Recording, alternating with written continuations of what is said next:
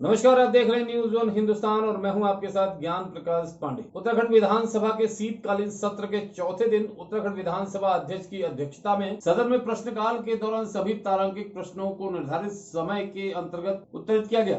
वहीं हरिद्वार में घटित घटना के अपराधी पर इनाम की राशि बढ़ा दी गई है, जबकि उत्तराखंड में आगामी 25 और 31 दिसंबर को किसी भी प्रकार की पार्टियों पर प्रतिबंध लगा दिया गया है।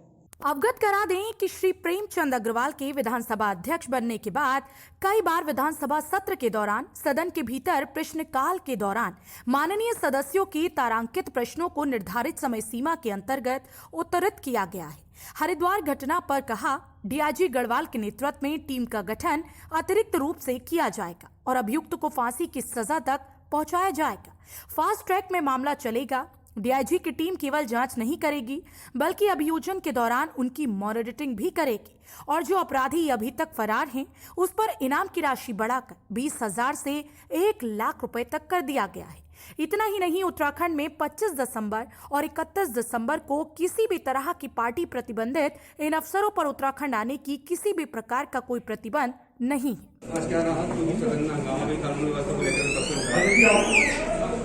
नहीं, हंगामा नहीं हुआ। आज एक हरिद्वार की घटना को लेकर विषय आया। सरकार ने उस घटना में पहले से ही जो एक मुलजिम था उसको पकड़ा हुआ है, संगीन धाराओं में मुकदमा दर्ज किया है। जो अपराधी है, जैसे एक दहशत फैलाने वाला दरिंदा है, सरकार ने पहले कहा कि उसको फांसी की सजा तक पहुंचाना, ये कानून के अनुरूप उसको फांसी की सजा दिलवाना, ये सरकार ने पहले ही अधिकारियों को निर्देश दिए हैं। आज सरकार ने 3 महत्वपूर्ण निर्णय लिए हैं। एक तो इस सारे प्रकरण की जो डीआईजी गढ़वाल हैं उनके निर्देशन में एक टीम का गठन किया जाएगा, जो केवल इस केस की जांच ही नहीं करेगा अपितु फांसी की सजा दिलाने तक की पैरवी करेगा, न्यायालय में भी पैरवी करेगा। जो 20,000 का इनाम रखा था उसको बढ़ाकर 1 लाख रुपए किया गया। फास्ट ट्रैक कोर्ट में इस मुकदमे को ले जाने के लिए कार्रवाई करने को कहा गया। इससे अलग महंगाई पर चर्चा हुई। महंगाई पे सरकार ने अपना जवाब रखा कि उन जो कांग्रेस शासित राज्य हैं उनसे ज़्यादा हमारी पूरी तरह नियंत्रण में है महंगाई, और पूरी तरीके से हमने, चाहे वो उज्ज्वला योजना के माध्यम से हर घर को फ्री गैस का कनेक्शन हमने पहुँचाया, 23 लाख परिवारों को राशन का हम लगातार निरंतर पहुँचाने का काम कर रहे हैं। अन्य सब पर हमारा पूरा कंट्रोल है। नए साल क्रिसमस के लिए एक विषय उठकर आया, उसके लिए किसी भी यात्री को यहाँ आने के लिए किसी प्रकार का प्रतिबंध नहीं। होटल में ठहरे, घूमे फिरे। केवल 31 तारीख की रात को और 25 तारीख की रात को जो पार्टी है, जो बार इत्यादि में या अन्य, उस पार्टी को रोकथाम के लिए आदेश दिए। Bureau report, news one Hindustan.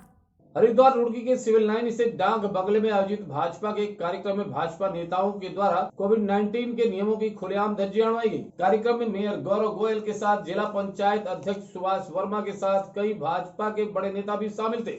बता दें कि आज डाक बंगले में भाजपा नेता सुभाष वर्मा को जिला पंचायत अध्यक्ष के पद पर 1 साल पूरा हो गया है, जिसकी खुशी मनाने के लिए एक कार्यक्रम का आयोजन किया गया था, जिसमें भाजपा के कई बड़े नेता पहुंचे थे।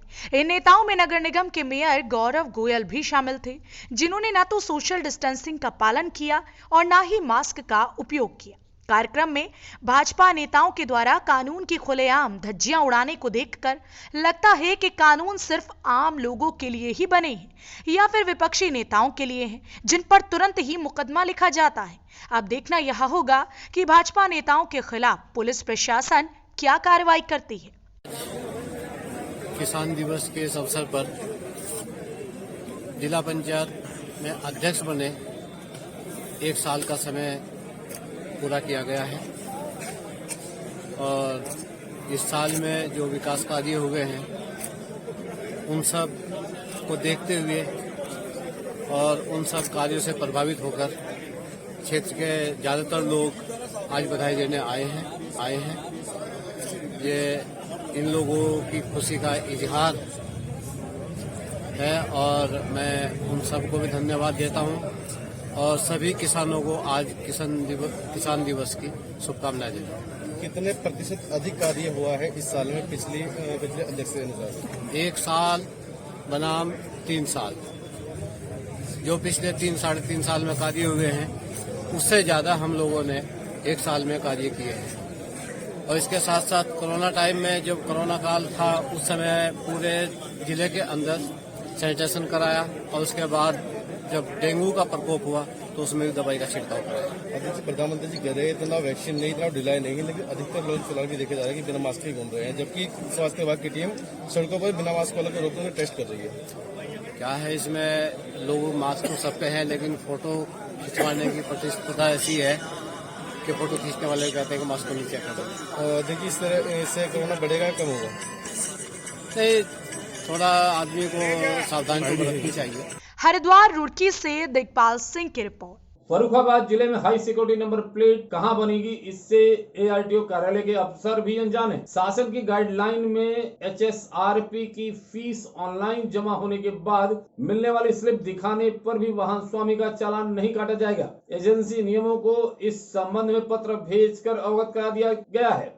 शासन ने 1 दिसंबर से high security registration number plate के बिना वाहनों के संचालन पर रोक लगाने के आदेश दिए थे। इसको लेकर शासन से गाइडलाइन भी एआरटीओ कार्यालय में आ गई थी। जनपद में एचएसआरपी बनाने के लिए किस संस्था को नामित किया गया है, इसके बारे में एआरटीओ कार्यालय के अफसर भी अनजान हैं। यहां से जनपद के सभी एजेंसी मालिकों को शासन की गाइडलाइन के साथ पत्र भेजा गया था। पुराने वाहनों मालिकों को संबंधित एजेंसी पर एचएसआरपी बनवाने के लिए बुकिंग करानी थी। इसके अलावा ऑनलाइन भी बुकिंग की जा रही थी। बुकिंग की स्लिप मिलने के बाद वाहन का चालान नहीं होगा। ऑनलाइन बुकिंग के लिए वाहन पंजीयन प्रमाण पत्र व आधार कार्ड अपलोड कर बाइक के लिए 350 रुपए व कार के लिए 700 रुपए फीस जमा करनी थी। उसके बाद हाई सिक्योरिटी नंबर प्लेट मुहैया कराना विभाग की जिम्मेदारी होगी। वहीं एआरटीओ एसबी पांडे ने बताया कि माननीय सर्वोच्च न्यायालय के आदेश पर संपूर्ण भारतवर्ष में जो भी वाहन संचालित हैं उन पर हाई सिक्योरिटी नंबर प्लेट लगाने का निर्णय लिया गया था, लेकिन कुछ शिकायतें ऐसी आईं जो भी एजेंसी और डीलर थे जो अधिकृत थे उनके द्वारा वाहन स्वामी से गलत पैसे वसूल किए जा रहे थे, मैनुअल रसीदें काट के। इस पर रोक के आदेश 15 दिन पूर्व आए थे। नई वेबसाइट एक विकसित की जा रही है, उसके बाद इसका कार्य इसके द्वारा शुरू किया जाएगा। माननीय सर्वोच्च न्यायालय के आदेश पर संपूर्ण भारतवर्ष में जो भी वाहन संचालित हैं उनपे हाई सिक्योरिटी रजिस्ट्रेशन प्लेट लगाए जाने का निर्णय लिया गया था, लेकिन कुछ शिकायतें ऐसी आई कि जो भी एजेंसियां थी, डीलर्स थे जो अधिकृत थे, उनके द्वारा वाहन स्वामियों से गलत पैसे वसूल किए जा रहे थे, मैनुअल रसीदें काट के उन पे जो है एचएसआरपी बुक की जा रही थी। इसी का संज्ञान लेते हुए शासन द्वारा अभी नई वेबसाइट विकसित होने तक इस पे रोक लगा दी गई है। जब नई वेबसाइट एक विकसित की जा रही है, वो विकसित हो जाएगी, उसके बाद इसका संचालन फिर से एचएसआरपी बनाने का कार्य दोबारा शुरू किया जाएगा। लगभग 15 दिन हो गए, माननीय परिवहन आयुक्त का आदेश था। फर्रुखाबाद से अमित औदित्य की रिपोर्ट। अलीगढ़ में महिलाओं को सम्मान दिलाने के लिए चलाई जा रही तमाम तरह की योजनाओं से अब महिलाओं के साथ साथ उनके परिवार को भी संवरने का मौका मिल गया है। समूह के द्वारा चलाई जा रही तमाम तरह की योजनाओं से महिलाएं आत्मनिर्भर बन रही हैं। साथ ही सरकार के द्वारा दी जाने वाली सहायता से अब परिवार को आर्थिक और सामाजिक मुनाफा भी हो रहा है। दरअसल पूरा मामला अलीगढ़ जिले की तहसील इगलास के गांव अगोड़ना का है, जहां समूह का विस्तार किया गया। साथ ही अलग अलग क्षेत्रों के समूह के अध्यक्ष के द्वारा सरकार के द्वारा समूह से मिलने वाली मदद के बारे में अवगत करा। वहीं दूसरी ओर ठंड को देखते हुए प्रशासन और ग्राम प्रधान सीताराम शर्मा के द्वारा निजी व्यवस्था करते हुए गरीब और असहाय लोगों को कंबल वितरित किए गए। ग्राम प्रधान प्रतिनिधि के द्वारा जानकारी देते हुए बताया गया कि उनके गांव में सरकार के द्वारा 50 लोगों को कंबल बांटे गए, लेकिन गांव में लाभार्थी ज्यादा होने की वजह से उनके द्वारा निजी पैसों से 100 लोगों को कंबल वितरित किए गए।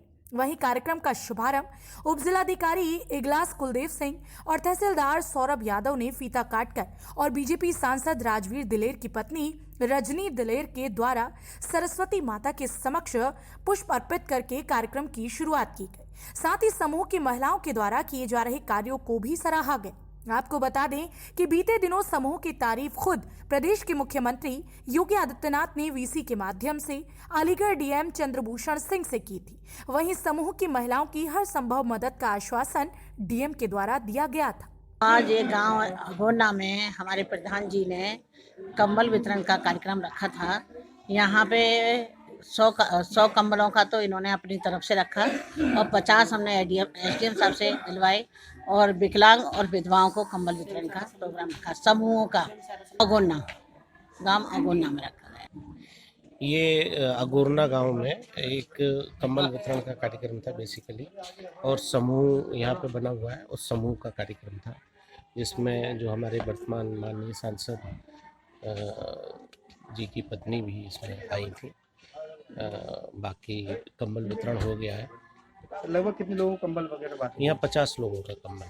अलीगढ़ से खालिक अंसारी की रिपोर्ट। समय हो चला है ब्रेक का, बने रहे न्यूज़ 1 हिंदुस्तान के साथ। नमस्कार।